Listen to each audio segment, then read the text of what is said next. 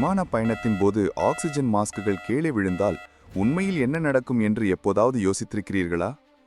நீங்கள் அதை திரைப்படங்களில் பார்த்திருக்கலாம், ஒருவேளை நிஜ வாழ்க்கையிலும் கூட பார்த்திருக்கலாம். ஆனால் அவர்கள் உங்களுக்கு சொல்லாதது இதுதான். அந்த அவசர கால ஆக்சிஜன் மாஸ்குகள் நீங்கள் நினைப்பது போல் ஒரு பெரிய தொட்டியுடன் இணைக்கப்படவில்லை.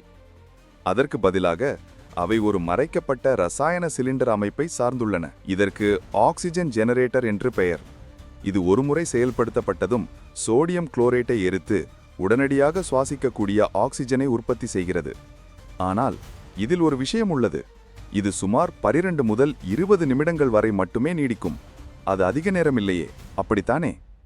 ஆனால் அந்த சிறிய கால அவகாசம் விமானத்தை பாதுகாப்பான சுவாசிக்கக்கூடிய உயரத்திற்கு கொண்டு வர போதுமானது.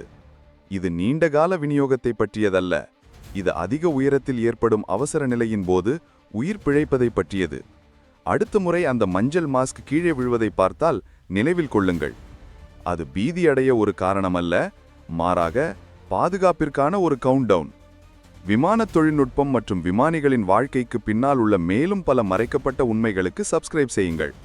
விமான தொழில்நுட்பம் மற்றும் விமானிகளின் வாழ்க்கைக்கு பின்னால் உள்ள மேலும் பல மறைக்கப்பட்ட உண்மைகளுக்கு சப்ஸ்கிரைப் செய்யுங்கள்.